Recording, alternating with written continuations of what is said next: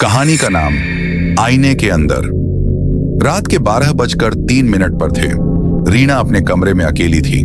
बिजली जा चुकी थी, बस एक मोमबत्ती जल रही थी। वो आईने के सामने खड़ी होकर बाल ठीक कर रही थी। अचानक उसे लगा आईने में उसकी परछाई थोड़ी देर से हिल रही है। वो ठिठक गई। उसने ध्यान से देखा, आईने में वही चेहरा था, लेकिन उसकी आंखें सीधे रीना की आंखों में नहीं देख रही थी, बल्कि जैसे कहीं और देख रही हूं। रीना ने हाथ उठाया, परछाई ने भी उठाया, पर कुछ सेकंड बाद परछाई ने हाथ नीचे नहीं किया। रीना का दिल धड़कने लगा। वो पीछे हटी, लेकिन आईने वाली रीना मुस्कुराई। एक ठंडी हंसी कमरे में गूंज उठी। तू बाहर क्यों है? यहां अंदर आ जा। आवाज आईने के अंदर से आई। रीना डर के मारे पीछे भागी। दरवाजा खोलने की कोशिश की, पर दरवाजा जैसे अंदर से बंद था। आईने के भीतर वाली रीना अब बाहर आने लगी। उसके हाथ शीशे से निकल रहे थे, ठंडे, सफेद और बर्फ जैसे सख्त।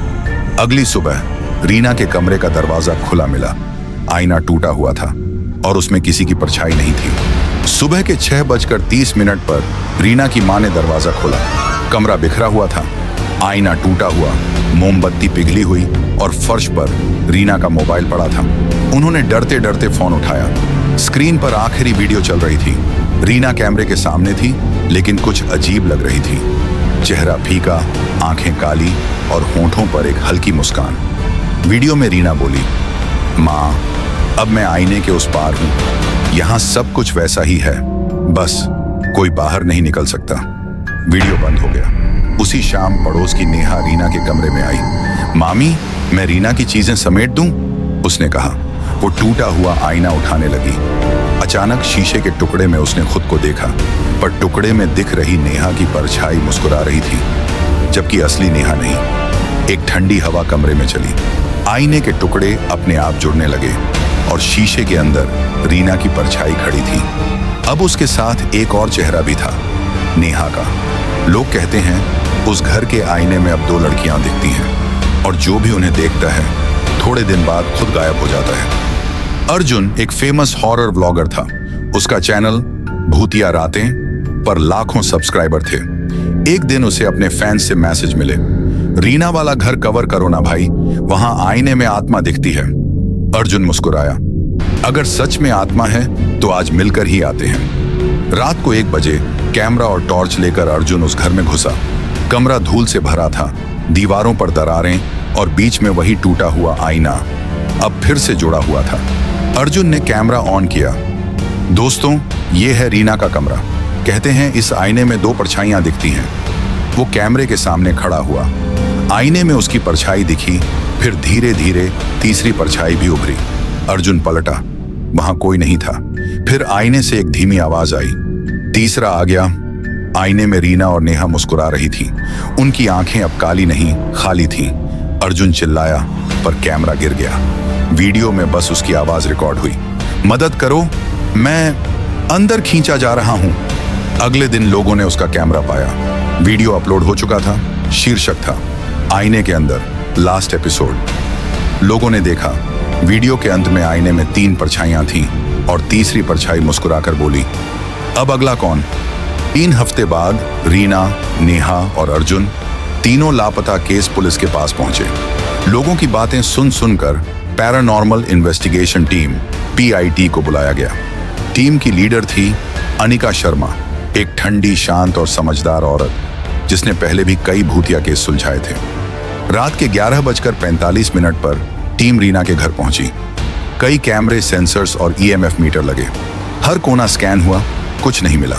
फिर अनिका उस कमरे में गई जहां आईना था। जैसे ही उसने कमरे की लाइट बंद की, EMF मीटर लाल हो गया। टीम का कैमरा अपने आप रिकॉर्ड करने लगा। अनिका ने धीरे से कहा, कौन है यहाँ? आईने में हल्की धुंध छाने लगी। धीरे धीरे 3 चेहरे उभरे, रीना, नेहा और अर्जुन। पर उनके पीछे कुछ और भी था। एक चौथा साया, लंबा, बिना चेहरा, बस 2 जलती हुई आंखें। सभी रिकॉर्डिंग डिवाइस फेल हो गए। आईने पर दरारें आने लगीं और अंदर से किसी की चीख गूंजी। अनिका ने चिल्लाकर कहा, ये आत्माएं बंद नहीं, फंसी हुई हैं। वो जल्दी से आईने के पीछे गई। वहां दीवार पर पुराने खून के निशान थे। दीवार के अंदर से लकड़ी की जली हुई गंध आ रही थी। वो दीवार तोड़ी अंदर एक पुराना कमरा मिला और वहां पड़ा था एक जला हुआ आईना जिस पर उभरा था एक नाम, मिस राधा। रिपोर्ट में लिखा गया। रीना का घर पहले राधा मिस का था, जो 20 साल पहले बच्चों को सजा देने के बाद खुद को आईने में जला चुकी थी। कहा जाता है वो आत्माएं अब उसी आईने में बंद हैं। रात को अनिका जब घर लौटी, उसके कमरे की दीवार पर एक टूटा हुआ शीशा पड़ा था और उस पर लिखा था, अब तेरी बारी है। रात के 3 बजे, वही डेड टाइम। अनिका अपने घर के स्टडी रूम में बैठी थी। टेबल पर रखा टूटा हुआ आईने का टुकड़ा अब हल्का हल्का चमक रहा था। उसने रिकॉर्डर ऑन किया। अगर मैं बची नहीं तो जो सुन रहा है, याद रखना, ये आत्माएं आईने में नहीं, आईना उन्हीं में है। कमरे की लाइट अपने आप बंद हो गई। ठंडी हवा चली और आईने के टुकड़े से फुसफुसाहटें आने लगी। हम यहाँ हैं, हमारे साथ आओ। धीरे धीरे हवा में धुंध छाने लगी और सामने रीना, नेहा, अर्जुन और मिस राधा प्रकट हुए। राधा की आंखें अब आग जैसी जल रही थीं।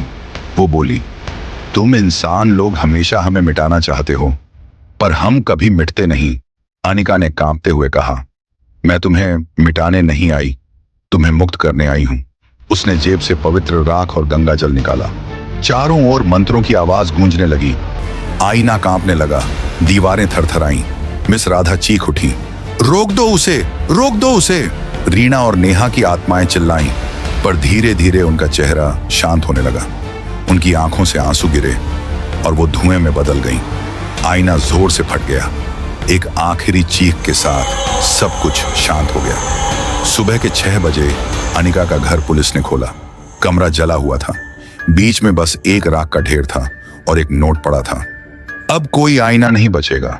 जो भी खुद में झांकने की हिम्मत करेगा, वहां वही देखेगा जिससे वो सबसे ज्यादा डरता है।